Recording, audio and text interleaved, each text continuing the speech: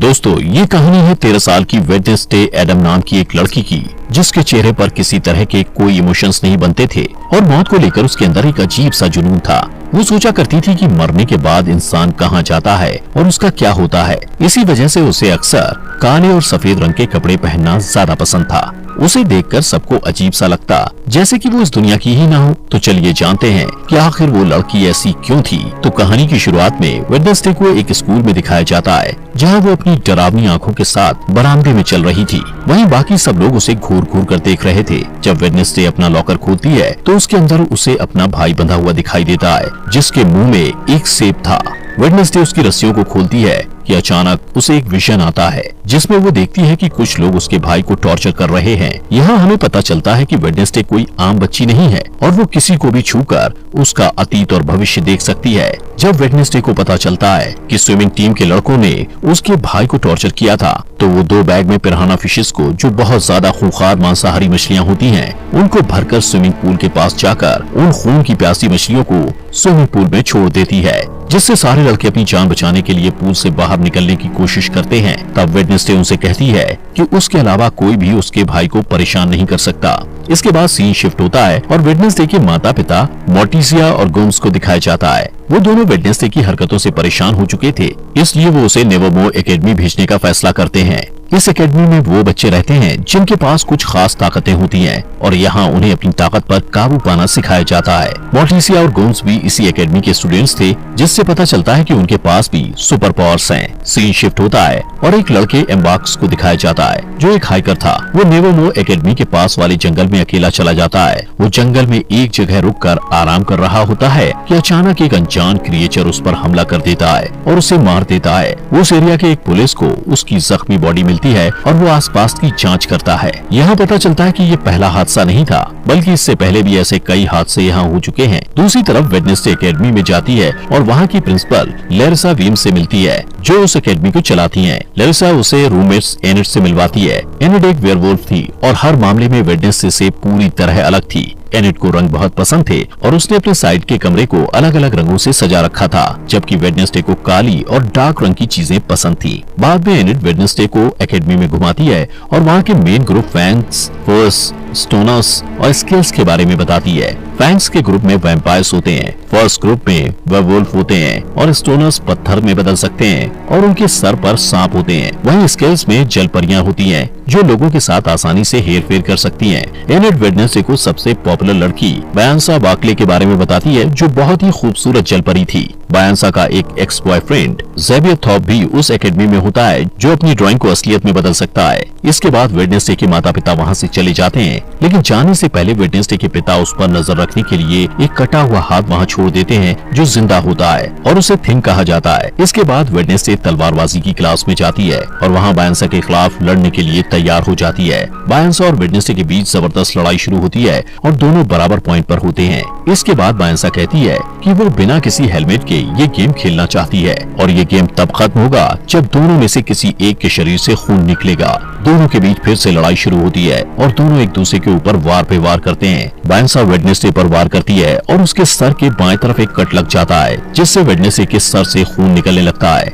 इस तरह बायंसा जीत जाती है। वेडनेसडे को चोट पर मरहम लगाने के लिए ले जाया जाता है। जैसे ही वेडनेसडे पट्टी लगवाकर बाहर निकलती है, ऊपर से बर्ड के आकार का एक बड़ा पत्थर उसके ऊपर गिरने वाला होता है, लेकिन उसी वक्त ज़ेवियर उसे धक्का देकर बचा लेता है। कुछ देर बाद वेडनेसडे अपने कमरे में वापस आती है तो उसे महसूस होता है कि कमरे में कोई है और उस पर नजर रख रहा है। वो कमरे को चेक करती है और बेडशीट के नीचे उसे थिंग मिल जाता है। वेडनेसडे समझ जाती है कि ये उसके माता पिता का काम है, इसलिए वो थिंग से कहती है कि उसे उसका साथ देना होगा, वरना वो उसे ड्रॉर में बंद कर देगी। थिंग डर जाता है और उससे वादा करता है कि वो वेडनेसडे के साथ गद्दारी नहीं करेगा। वेडनेसडे ने जो पिराना वाला प्रैंक किया था, उस वजह से उसे दिमागी डॉक्टर के पास ले जाया जाता है। लेरिसा उसे नेवरमोर एकेडमी के पास ही एक छोटे से शहर जेरिको में जांच के लिए लेकर जाती है। वेडनेसडे अपनी थेरेपिस्ट से मिलती है, लेकिन उसे किसी के बारे में कुछ भी नहीं बताती। उसके दिमाग में एक प्लान आता है और वो बाथरूम से जाने के बहाने खिड़की से निकलकर भाग जाती है।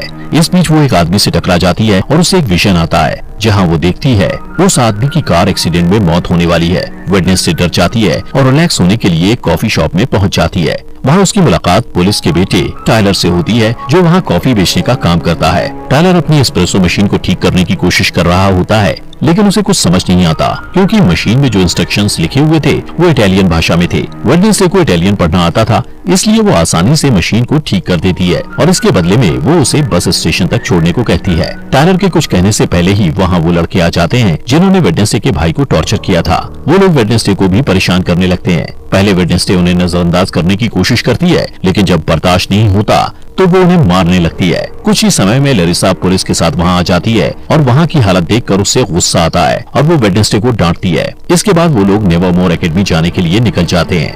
रास्ते में उन्हें एक टूटी फूटी कार दिखाई देती है जिसका एक्सीडेंट हो गया था और उस कार में वही आदमी था जिससे वेडनेसडे टकराई थी। उस रात वेडनेसडे वायलिन में बहुत डरावना म्यूजिक बजाती है। वो पूर्णिमा की रात थी और भेड़ियों के चिल्लाने की आवाज भी सुनाई देती है। तभी एनेट वेडनेसडे को बताती है कि वो खुद को वेयरवुल्फ में नहीं बदल सकती, इसलिए वो बाकी लोगों के साथ नहीं जा सकती थी। इस बीच थिंग टेलर के कमरे में जाता है और उसे वेडनेसडे से बात करने के लिए कहता है। टेलर डर कर उसकी बात मान लेता है और वेडनेसडे से वीडियो कॉल पर बात करता है। वेडनेसडे उसे आने वाले हार्वेस्ट फेयर में मिलने के लिए कहती है और कहती है कि वो लोग वहाँ मजे करेंगे, लेकिन असल में वो सिर्फ वहाँ से भागना चाहती थी। हार्वेस्ट फेयर में लैरिसा वेडनेसडे पर अपनी चील जैसी नजर बनाए रखती है। इसके बावजूद वेडनेसडे टेलर से मिलने में कामयाब हो जाती है। वो दोनों वहाँ से भागने ही वाले होते हैं कि वेडनेसडे अपने क्लासमेट रोवन से टकरा जाता है। रोवन तुरंत जंगल की तरफ भाग जाता है। रोवन से टकराने के बाद वेडनेसडे को विजन आता है कि रोवन जंगल में किसी के हाथों बेरहमी से मारा गया है। वो डर जाती है और भागने का प्लान बदलकर रोवन को रोकने के लिए उसके पीछे जाती है,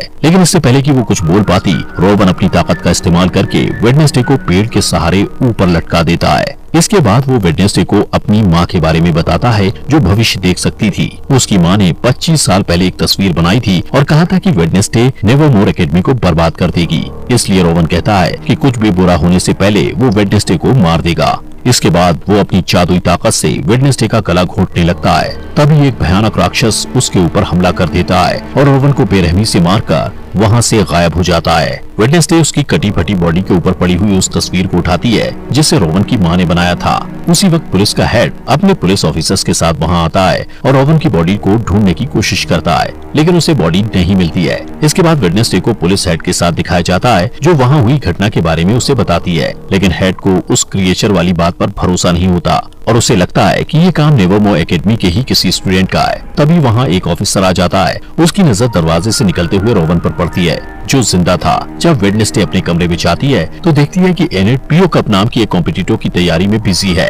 ये एक बोट रेस की प्रतियोगिता थी जो हर साल एकेडमी में ऑर्गेनाइज की जाती है। बाद में वेडनेसडे रोवन से बात करने की कोशिश करती है, लेकिन लैरिसा उसे कहती है कि रोवन को एकेडमी से निकाल दिया गया है, जिसका कारण वो उसे नहीं बता सकती। वेडनेसडे को शक होता है और वो प्लान बी के मुताबिक थिंग को रोवन पर नजर रखने के लिए उसके पीछे भेजती है। फिर सीन बदलता है और रोवन को एक रेलवे स्टेशन में जाते हुए दिखाया जाता है। थिंग उसका पीछा करता है। रोवन आसपास का माहौल चेक करने के बाद वॉशरूम में चला जाता है, जहां वो अपना रूप बदलकर एक बूढ़ा आदमी बन जाता है, लेकिन थिंग रास्ता भटक जाता है, इसलिए वो रोवन को अपना रूप बदलते हुए देख नहीं पाता। इसके बाद वो बूढ़ा आदमी लैरिसा का रूप ले लेता है। यहाँ पता चलता है कि लैरिसा ही अपना रूप बदलकर रोवन की मौत को छुपाने की कोशिश कर रही थी। वेडनेसडे के पास और कोई रास्ता नहीं होता, इसलिए वो रोवन की मौत का सुराग ढूंढने के लिए जंगल में जाती है, जहाँ उसे टेलर मिलता है जो अपने बाप का पीछा करते हुए वहाँ आया था। थोड़ी देर बाद वेडनेसडे को रोवन का चश्मा मिलता है। वो उसे उठाती है और उसे विजन आते हैं जिसमें वो देखती है कि रोवन के पास नीले रंग की एक किताब थी जहाँ से उसे उसकी माँ की बनाई हुई तस्वीर मिली थी। इसके बाद वेडनेसडे तुरंत ही अपनी क्लास टीचर के पास जाती है और उससे किताब के बारे में पूछती है। उसकी टीचर बताती है कि वो किताब पुराने स्टूडेंट्स के समाज से जुड़ी हुई है जिसे नाइट शेड्स कहा जाता है, लेकिन उस समाज को बहुत पहले ही खत्म कर दिया गया है। फिर स्कूल से जाने के बाद वेडनेसडे रोवन के कमरे में किताब ढूंढने के लिए जाती है। रोवन के पलंग के नीचे उसे एक मुखौटा मिलता है। वो वहाँ से जाने ही वाली होती है कि तभी वहाँ रोवन का रूममेट ज़ेवियर आ जाता है और उसे देख के वेडनेसडे पलंग के नीचे छिप जाती है। ज़ेवियर से मिलने उसकी एक्स गर्लफ्रेंड वायंसा भी वहाँ आ जाती है। वेडनेसडे उन दोनों की सारी बातें सुन लेता है और उससे पता चलता है कि वायंसा आने वाले बोट रेस की प्रतियोगिता में एनेट को हराने के लिए प्लान बना रही है। इसके बाद वेडनेसडे अपने कमरे में आ जाती है और वायंसा को रेस में हराने के लिए प्रतियोगिता में एनेट का साथ देने का फैसला करती है। अगले दिन एनिड और वेडनेसडे प्रतियोगिता के लिए तैयार हो जाते हैं। इस रेस में सब कुछ अलाउड होता है, इसलिए वायंसा इसका फायदा उठाती है। रेस में 4 टीम भाग लेती हैं और नियम के मुताबिक जो टीम तालाब में गिरे बिना डेस्टिनेशन तक जाकर पहले वापस आ जाएगी वो रेस जीत जाएगी। जैसे ही रेस शुरू होती है, वायंसा अपने एक दोस्त को इशारा करती है जो एक जलपरी थी और बाकी बोट को बर्बाद करने के इरादे से वायंसा का साथ दे रही थी। वो तालाब में कूदकर एक नाव को बर्बाद कर देती है, जिससे वो टीम तालाब में गिर जाती है और रेस से बाहर हो जाती है। वेडनेसडे और एनिड पूरी तैयारी के साथ रेस कर रहे थे और थिंग उसमें उनकी मदद कर रहा था। थिंग की मदद से वो लोग वायंसा की दोस्त को एक जाल में फंसा लेते हैं। रेस के दौरान ही वेडनेसडे को एक विजन आता है और वो अपने सामने अपनी जैसी दिखने वाली एक लड़की को देखती है जिसके बाल सुनहरे रंग के होते हैं। वो वेडनेसडे को कहती है कि वेडनेसडे एक चाबी है, जिससे वेडनेसडे काफी उलझन में पड़ जाती है। उसे कुछ समझ नहीं आता, लेकिन जैसे ही वो असली दुनिया में वापस आती है, उसे पता चलता है कि वायंसा रेस में आगे निकल गई है। लेकिन वो हार नहीं मानती और वायंसा की चालों को उसी के खिलाफ इस्तेमाल करके ये रेस जीत जाती है। 40 साल के बाद पहली बार कोई नॉन सायरन टीम ये रेस जीती थी। लैरिसा एनिड को पीओ कप ट्रॉफी देती है, लेकिन वेडनेसडे को ज्यादा अटेंशन पसंद नहीं था, इसलिए वो वहाँ से चली जाती है। वो नेवरमो एकेडमी के पुराने स्टूडेंट एडगर एलन पो की मूर्ति के पास जाती है और अचानक उसकी नजर उस मूर्ति के हाथ में रखी पत्थर की किताब पर जाती है, जिसके नीचे उसे एक निशान दिखाई देता है। वो निशान ठीक वैसा ही था जो उस तस्वीर में बना हुआ था, जिसे रोवन ने मरने से पहले उसे दिया था। उस बुक में वेडनेसडे को कुछ पहेलियां मिलती हैं, जिसे वो तुरंत सुलझा लेती है और उसे एक सुराग मिलता है। उस सुराग में 2 बार चुटकियां बजाना होता है। जब वो 2 बार चुटकियां बजाती है तो अचानक एक छुपा हुआ बरामदा खुल जाता है, जहाँ एक गुप्त कमरा होता है। वहाँ वेडनेसडे को रोवन की किताब मिल जाती है, जिसमें रोवन ने तस्वीर को फाड़ कर निकाला था। वो उस किताब को अपने बैग में रखती है, लेकिन इससे पहले कि वो आगे जा पाती, कोई उसके सिर को एक काले कपड़े से ढक देता है। थोड़ी देर बाद जब काले कपड़े को हटाया जाता है, तब वो देखती है कि वायंसा, ज़ेवियर और कुछ स्टूडेंट्स उसे घेर कर खड़े हुए हैं और ये सभी नाइटशेड्स के सदस्य हैं। यहाँ पता चलता है कि लैरिसा ने उनके ग्रुप को खत्म किया था। इसके बाद ज़ेवियर उसे अपने ग्रुप में शामिल होने के लिए कहता है, लेकिन वेडनेसडे मना कर देती है और वहाँ से चली जाती है।